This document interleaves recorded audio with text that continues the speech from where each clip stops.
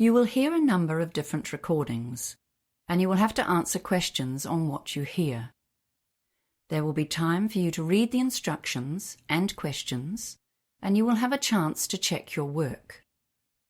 All the recordings will be played once only. The test is in 4 sections. At the end of the test, you will be given 10 minutes to transfer your answers to an answer sheet. Now turn to Section 1. Section 1. You will hear a telephone conversation between a man called Peter, who is calling about a used car, and a woman called Tina, who is selling the car.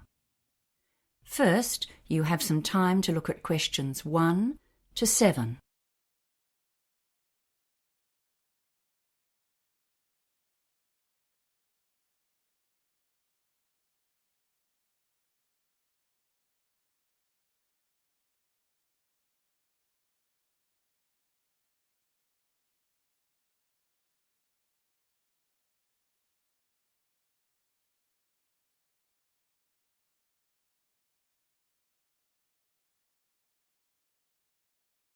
You will see that there is an example that has been done for you.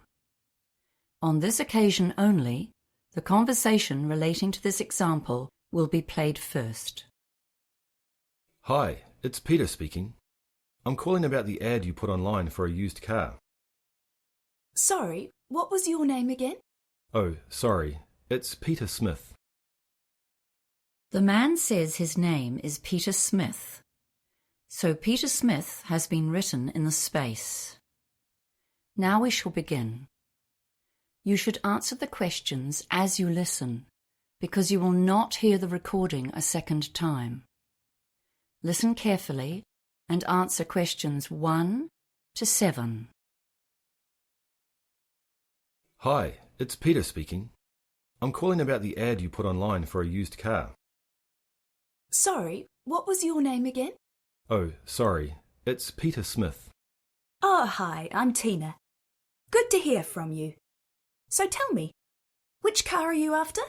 I'm interested in the sedan, the 2012 Toyota sedan. We have a few of those available right now. Let's see. Was it the Black Pearl one, or maybe the Barcelona red one? Oh yes, I saw the red one, but I don't really like red cars. The one I'm after is silver. Right, I see. Okay. Well, what would you like to know? Well, it says in the ad that it's in good condition. What does that mean exactly? Well, the paint is original. There are almost no scratches or dents. It looks like a new car, in fact. There was a tiny scratch on the door, but we polished that right out for you. Oh, that's good. How's the engine?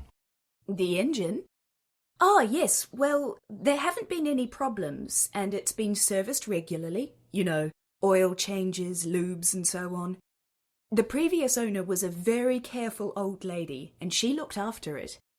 It's only had the one driver. Oh, except that on the papers it says 2 owners, because her son took over the ownership when the old lady stopped driving. How about the tyres? Are they in good condition? I do a lot of driving on the open road. Well, they all passed the car safety test. You might need to replace the back ones in the next 6 months or so because they're a bit worn. But the owner had the front 2 replaced only a couple of months ago. So those ones are new. You won't need to replace them for ages. Oh, and it had new brake linings recently too. I have the garage receipts for all of those things. Okay, that's good. And what extras does it have? Well, air conditioning, of course. And there's a nice stereo which plays CDs. Or you can use it with an MP3 player. What else? All the usuals. Power steering, central locking, ABS brakes. Oh, and it also has a tow bar. You can remove that and store it inside the car when you're not using it. What else? You know it's manual transmission, right? Yes, I don't want an automatic. And the tow bar sounds great. I need that for carrying my bike. Okay, well, that all sounds very cool. And you're asking $25,000, is that right? No way. I think you must have the wrong ad. This one is 30,000 and we won't go lower than that. I see. What's the mileage again? Most cars of that age would be around 80,000 kilometres, or even up to 120,000. But as I said, the old lady didn't drive much, so it's very low. Only 50,000. You won't get a better low-mileage car than this one. Before you hear the rest of the conversation, you have some time to look at questions 8 to 10.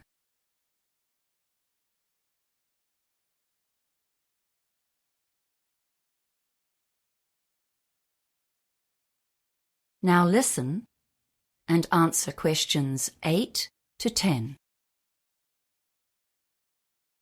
Okay, well, I'd like to come and see it if that's all right. Where do you live? I'm in the suburb of Pembrose. Do you know where that is? Sorry, can you say that again? I'll just check on my GPS. Yes, I'm in Pembrose at 352 Hunter Place. Hunter. Oh yes, I see, yes, that's okay. It's about 30 minutes drive from here. No, that's no problem. So, when would you like to come? How about this evening? I could come at 5 p.m. Oh, no, sorry, I forgot about my gym class. How about 6:30? Does that suit you? Look, sorry, I have someone else coming then. Can you make it a bit later? Say 7:30? Well, okay then.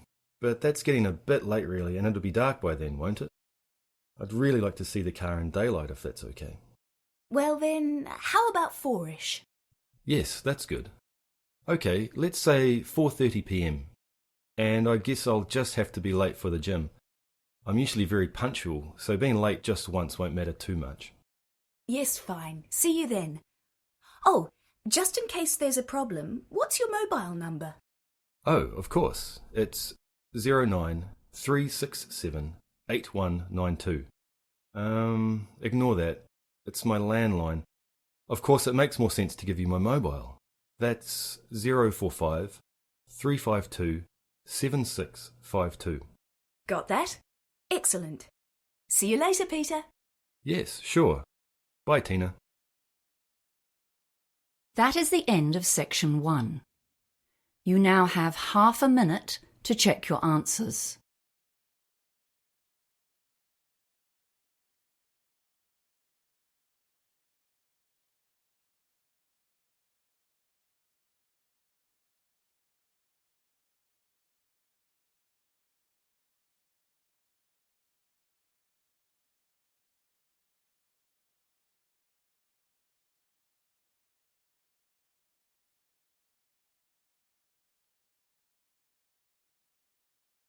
Now turn to Section 2. Section 2.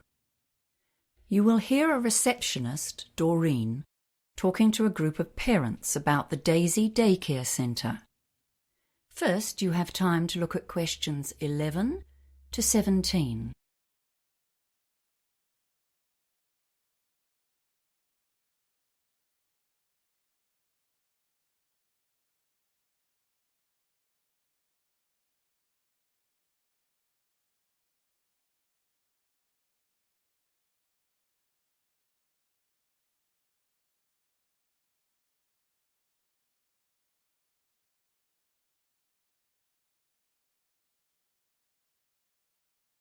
Now listen carefully and answer questions 11 to 17. Hello everyone. I'm Doreen, the receptionist at the Daisy Childcare Centre. Thank you all for coming to our open evening. I'll just show you round and tell you a bit about the place. First of all, I will have to ask you to leave your sneakers and sandals, etc. here on the shoe rack, just inside the main door. You know how the young ones love crawling around the floor, so our policy is no street footwear inside. As you can see, our facility is very open plan. There are lots of different activity areas, and we like to have pretty good visibility throughout the centre. This central area to the left is where we all gather for stories, songs, and some games. That's why the big circular carpet is there. Everyone comes to sit there 2 or 3 times a day. I can see some of you looking at our TV. Some parents worry that we might just dump the kids there to watch rubbish all day. But of course that's not the case. In fact, we only use it occasionally. For example, we use it if we have a story on a DVD, and then we get the kids to do a bit of acting based on that. That bookcase there beside the TV gets a lot of use, though. Some of the older kids choose to sit and read or look at picture books in their free time, but we never allow them unsupervised TV. If you look along the wall on the far side of the little gate leading into the main room, you can see our kitchen play area. It has lots of utensils, pots and pans.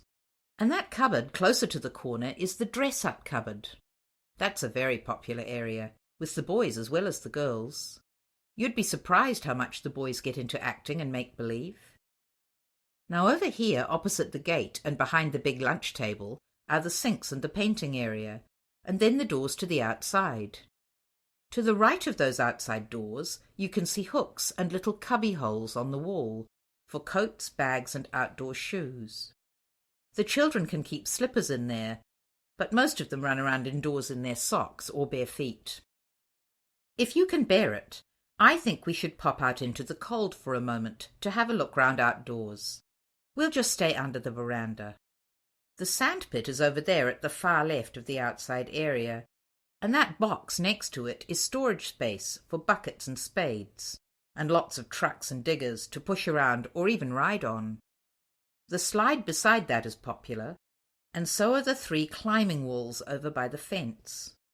Some parents think that's a bit adventurous for preschoolers, but the older ones love them. The ground is covered with bark, so it's not a harsh surface when they do fall. The ordinary swings and a tire swing are here in front, where we can keep an eye on everyone, and then the chickens are way over on the far right, so they can have a bit of peace and quiet occasionally. Okay, so let's go back inside, and I can talk about our rules and policies. Before you hear the rest of the talk, you have some time to look at questions 18 to 20.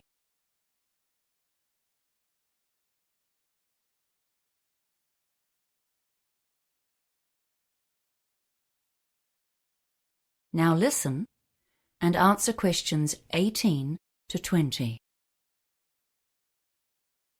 As you probably already know, the government sets limits on adult-child ratios, but we try to improve on those wherever we can. There are different ratios for under and over 2-year-olds.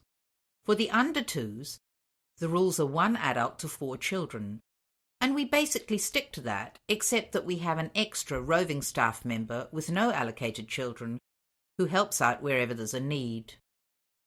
The older kids have a 1 to 8 ratio, and again we try to have an extra staff member on site. All of our staff are fully qualified, but we do have trainees from the local polytech at certain times of year. We do have pretty strict rules about pickup times here. It's a real problem if parents are late, and we end up with far too many kids for the number of staff. So we ask you to be very punctual about collecting your children. We have had to ask a couple of consistently late parents to leave, but of course this is only a last resort. We have quite a long waiting list here, especially for the over 2s, but you're welcome to put your name down. The average lead time is usually about 9 months, but sometimes we get unexpected vacancies. For example, maybe a family has to move to another city for work or something, so their child is withdrawn. This means, if you're lucky, your child could be admitted in 3 months or so. Now, are there any questions? That is the end of section 2. You now have half a minute to check your answers.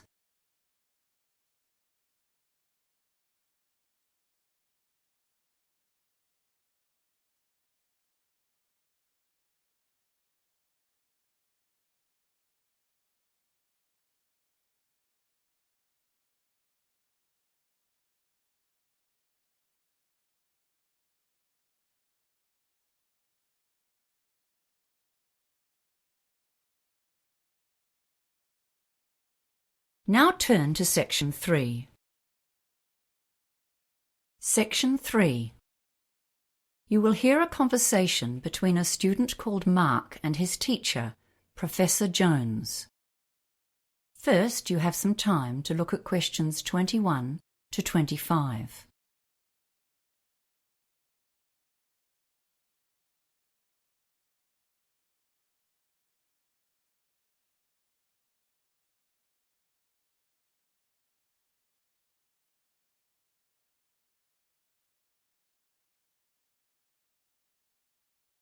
Now listen carefully and answer questions 21 to 25.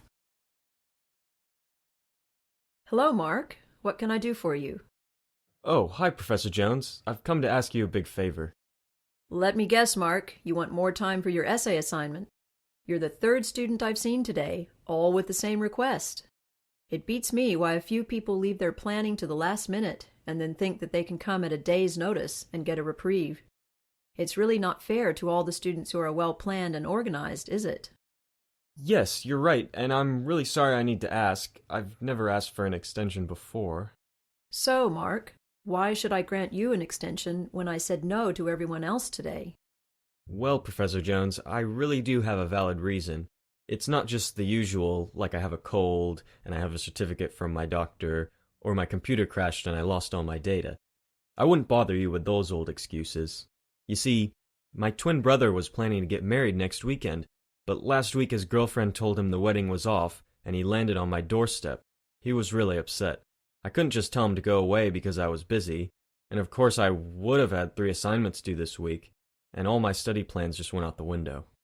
I see. So why didn't you come to see me a week ago when your brother first turned up? Because I was hoping I would still be able to get it done, but I just can't manage it. Well, actually, I have written the required number of words more or less, but frankly I feel it's terrible. I don't want to let myself down by handing it in as it is at the moment, and I really don't want to drop my grade point average by getting a low mark on this assignment. Well, the course handbook states very clearly that at least 5 days' notice is required for any extension, except in emergencies. Those rules were designed to make it fair for everyone, you see.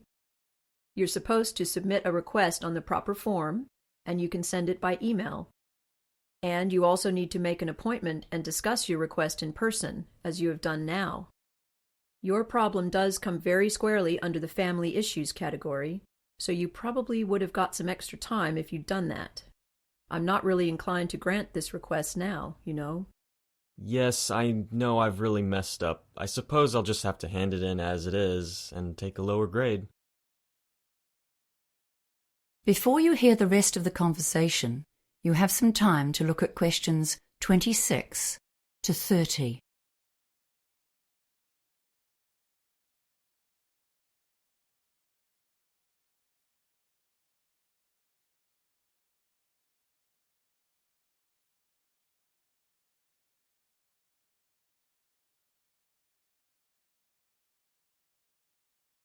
Now listen and answer questions 26 to 30.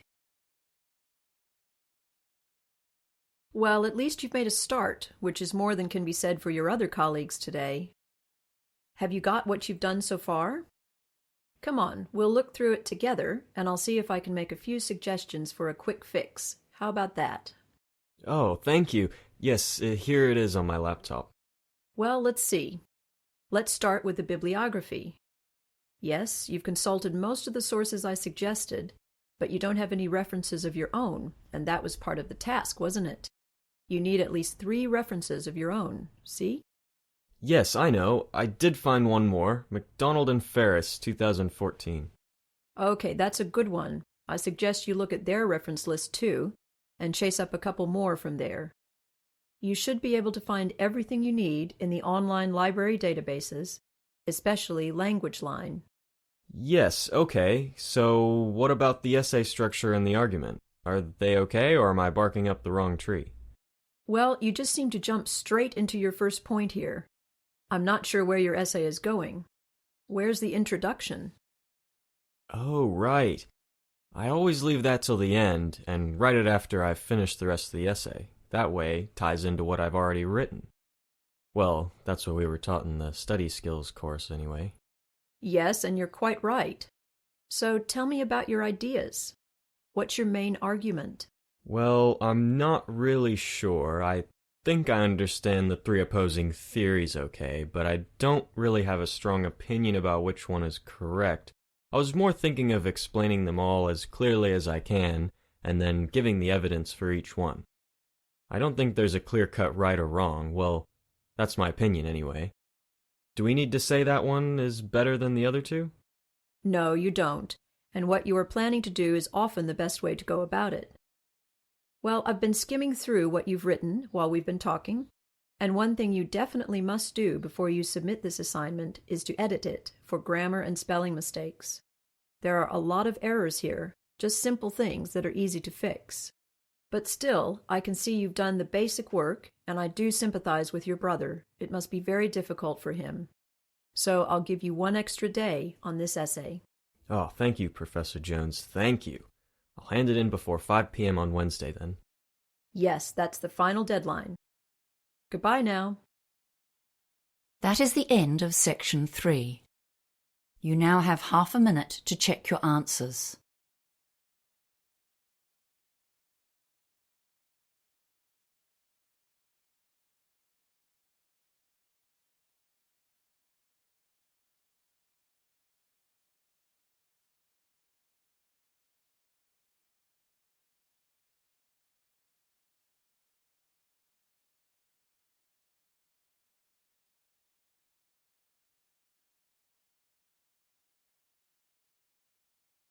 Now turn to section 4.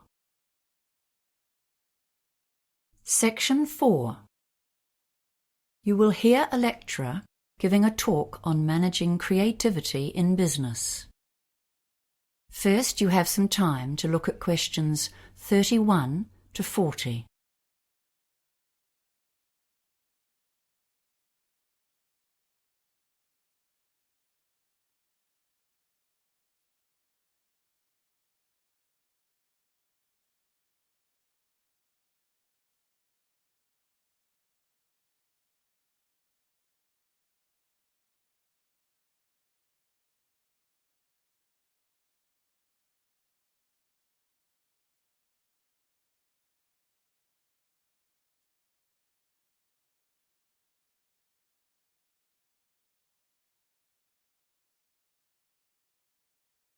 Now listen carefully and answer questions 31 to 40.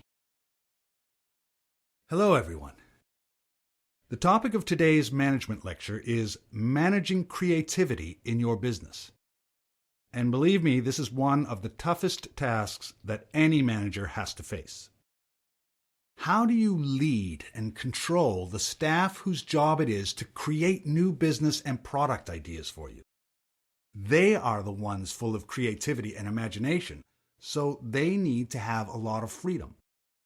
After all, they are the people who are paid to come up with new ideas. Controlling staff who are at the forefront of innovation will be one of your most challenging tasks. After all, creativity implies freedom of thought and action. Management styles used to be different, especially in manufacturing. In the factory, staff would be told what to do and how to do it, with a watchful eye kept on them. In that setting, standardization was important for efficiency and product quality. Work could be exceptionally boring, and there was no place for individuality. Now, of course, robots have taken over many of the exacting repetitive tasks. Nowadays, we employ far more people to generate business than to manufacture products. It's very competitive out there. Innovation. That's what our modern consumer craves. Successful companies have got the message. We need lots of new ideas. And now we employ bright young minds to come up with them. However, these ideas have to be implemented to make a change to our profits. So we have to find staff with entrepreneurial flair and be ready to listen to them and support them to follow through on their ideas. We need to supervise without stemming the flow of ideas or sending the brightest minds to work for the opposition. Creative people won't welcome us always looking over their shoulder and checking up on what they are doing.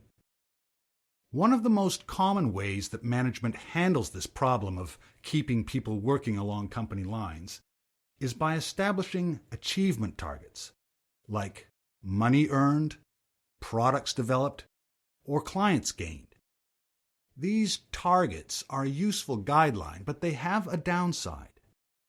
Young, enthusiastic staff will be very keen to meet these targets, and some of them might potentially use illegal means or behave unethically in order to meet requirements. For example, by offering bribes to gain sales, or making their sales numbers or earnings look higher than they are, or even threatening or criticizing other staff to get a job completed. Achievement targets are often linked directly to performance bonuses, and this can make a bad situation worse. So as you can see, the standard management techniques can create inherent problems both for the individual and for the company. More recent theorists suggest new tactics for managers. Robert Simons, writing in the Harvard Business Review, has added some new concepts to the thorny problem of encouraging creativity while maintaining a viable business. He suggests 3 control levers to assist in getting positive creative contributions from the workforce. Remember, this is the point. We want creativity, wild, vibrant creativity to compete in the marketplace. Yet we must be careful to keep people on track, sticking to our core business and maintaining the company's reputation. The first of his levers is getting the workers actively involved in the central ethos of the business. One of the most common ways to do this is to create a mission statement. But along with that, many businesses have some kind of motto, which summarizes their key idea. For example, the most durable tools in the world, or perhaps the customer comes first. Whatever it is, you'll want your bright minds to believe it and act on it. So Robert Simons suggests that it should be developed with staff input, letting them feel like part of the operation. After all, their jobs depend on it. A second lever was once described by Charles Christensen, professor at Harvard Business School, as the power of negative thinking. You can't continually instruct your creative minds on what they should do. They are meant to be inventing, leading, not following, and telling them what to do is counterproductive. But you can tell them what not to do, which potential products are not related to the company's objectives, or which strategies or behaviors are unacceptable. This is a tactical ploy to maintain the company's integrity. It's absolutely vital to establish boundaries to assist in controlling innovation without suppressing it. The third lever is basically sitting down with your crew to share ideas about the business. As manager, your duty is to stay abreast of the external factors, such as who's competing in your market, how well is the company doing this month, and are you losing or gaining money? Is there some new product seducing your customers? This lever is called interactive control. This means you talk to your innovators and communicate honestly and clearly about your perceptions of what's happening in the market. You encourage them to share their ideas and make plans together for the future.